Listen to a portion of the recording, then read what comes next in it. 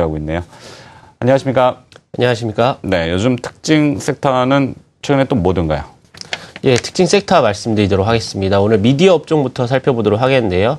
미디어 업종 전일 정부의 방송산업발전 종합계획 발표가 있었습니다. 정부의 종합계획은 크게 규제 완화와 그리고 콘텐츠 투자 확대 이 두 가지로 요약을 할 수가 있겠는데요. 이러한 환경이 업종 주가 상승 동력으로 작용할 것으로 좀 보여지고 있습니다. 또한 2014년에 이벤트적인 볼거리가 굉장히 많이 있습니다. 월드컵과 아시안게임 그리고 동계올림픽 같은 그런 이벤트들이 있는데요. 이거와 더불어서 유료 방송의 시청률 상승과 콘텐츠 투자 확대 증가로 인해서 기업들의 마케팅 니즈와 미디어 수요 증가로 이어질 것이다라고 보여지고 있습니다. 광고 시장 회복과 유료 방송 수신료 시장의 구조적 성장은 당연히 이루어질 것으로 보여지고 있고요. 또한 규제 완화 시에 실적 모멘텀과 섹터 매력도는 추가적으로 상승 가능하다고 보여지고 있습니다. 오늘 CJ 헬로비전이 1%대 상승 출발하고 있고요. 제일기획과 제이콘텐트리도 강보합권에서 출발하고 있는 모습입니다. 다음 반도체 업종 살펴보도록 하겠습니다. 반도체 DDR3 2기가 현물 가격이 지난주에 12.6%로 급반등을 하는 모습을 보여줬습니다. 이는 일부 중국 로컬 태블릿 업체들의 긴급 오더와 더불어서 일부 투기 수요가 겹치면서 가격이 반등한 것으로 보여지고 있는데요. 또한 낸드 현물 가격도 32기가 로우엔드 제품들을 중심으로 반등을 이어나가고 있습니다. 내년 PC 수요가 예상보다 수요 전망치가 상향 조정되고 있다는 점 역시 좀 주목해 볼 필요가 있습니다. 오늘 SK 하이닉스 1%대로 전일에 이어서 강세를 이어나가고 있습니다. 화학업종 살펴보도록 하겠습니다. 오늘 화학업종 금호석유와 SK 이노베이션이 보합권에서 출발하고 있습니다. 롯데케미칼과 LG화학은 하락 출발하고 있는 모습 보여주고 있는데요. 지난주 대부분의 석유화학 제품이 상승을 했습니다. 전주 대비 비교를 해보자면 에틸렌이 15불 정도, 그리고 프로틸렌이 20불, 부타디엔이 55불 정도로 제품 가격이 상승을 했습니다. 2주 전에 발생한 중국 칭타오 송유관 폭발 사고로 인해서 일부 공장의 가동률이 떨어져가지고 공급이 타이트한 영향이 있는 것으로 보여지고 있고요. 또한 부타디엔은 내년 초 이후 전방산업이 호조로 예상이 돼서 강세를 기록하고 있습니다. 현재 재고가 낮은 상황에서 춘절 효과로 대부분의 제품가 강세가 이어나가질 것으로 보여지고 있습니다. 네, 개별 기업 특징도 한번 들어볼까요? 시장 지배력이 높은 기업들은 사실상 이 주식시장 시황이나 경기에 많이 민감하지는 않은 모양이던데요. 이 개별 기업 말씀드리도록 하겠습니다. 먼저 신송홀딩스 오늘 50원 상승한 9,140원에 거래가 되고 있는데요. 신송홀딩스는 저평가 매력이 시장에 부각이 되면서 강세를 이어나가고 있습니다. 전일 가격 제한폭까지 상승한 이후에 오늘도 소폭 상승 출발하고 있는 모습 보여주고 있습니다. 다음 미동전자통신 말씀드리도록 하겠습니다. 미동전자통신은 보통주 한 주당 2주를 배정하는 무상증자 소식이 이후에 강세를 이어나가고 있습니다. 오늘도 1,200원 상승한 200원에 현재 거래가 되고 있는 모습입니다. 마지막 종목 RT캐스트 말씀드리도록 하겠습니다. RT캐스트는 신규 상장된 종목인데요. 상장 첫날 급락 이후에 급등세를 이어나가고 있습니다. 디지털 방송용 기기 제조업체로 동종 기업보다 저평가로 상장이 됐다는 소식에 급등세를 이어나가고 있습니다. 현재 510원 상승한 9,760원에 거래가 되고 있는 모습입니다. 지금까지 특징주 살펴봤습니다. 네, 한국투자증권 명동지점 방승현 연구원이었습니다. 고맙습니다. 감사합니다.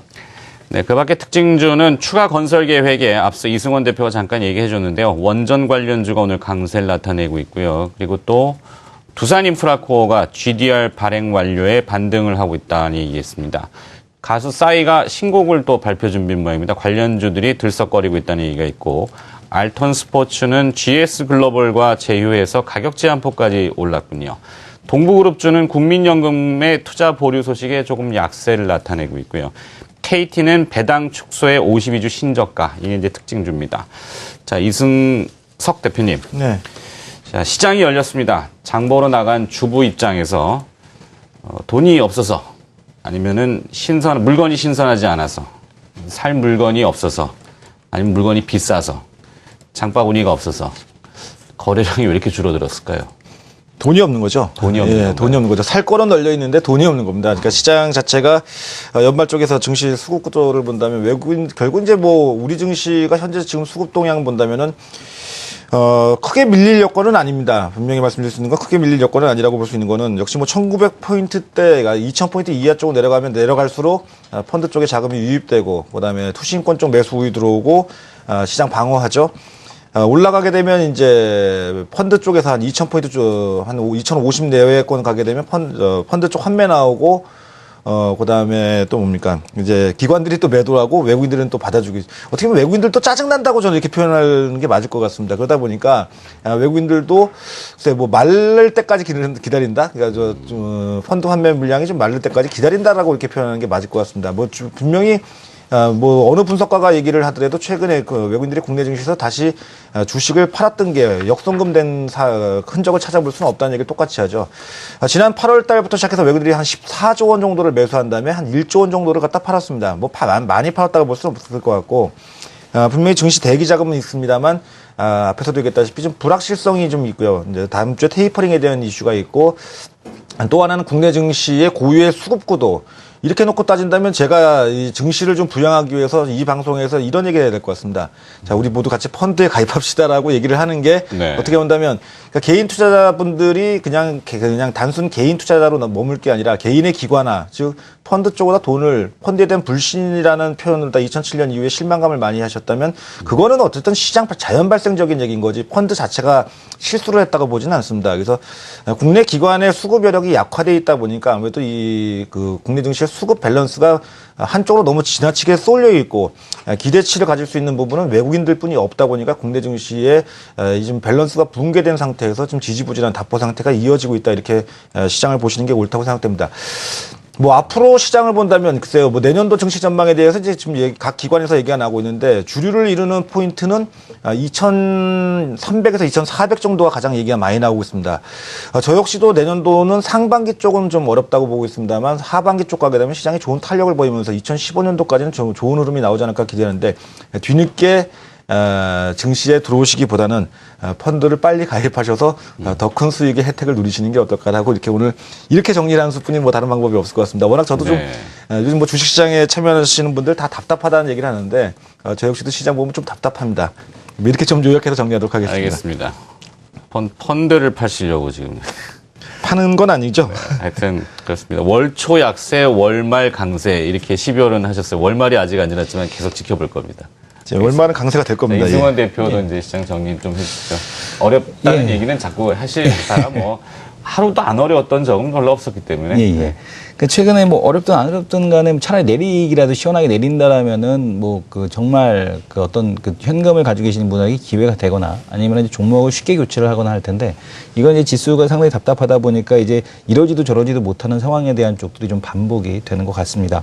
그러나 이제 그 시장에서 결국에 이제 방향성에 대한 쪽은 지금 이 불확실성에 대한 해소에 대한 측면을 얼마나 빨리 이제 시장에서 받아들여지느냐에 대한 쪽이 좀 관건이 될 것 같고요. 뭐 지금 중국에서도 경제공작회의에 대한 쪽을 진행을 하고 있는데 중국 경제공작회의에서도 뭐 그 성장률에 대한 하향 조정 뭐 이런 얘기 나타나고 있습니다만은 결국에 이런 모든 불확실성이 해소가 됐을 때 한국 시장에 대한 메리트가 좀 더 부각이 된다라고 보셔도 될 것 같습니다.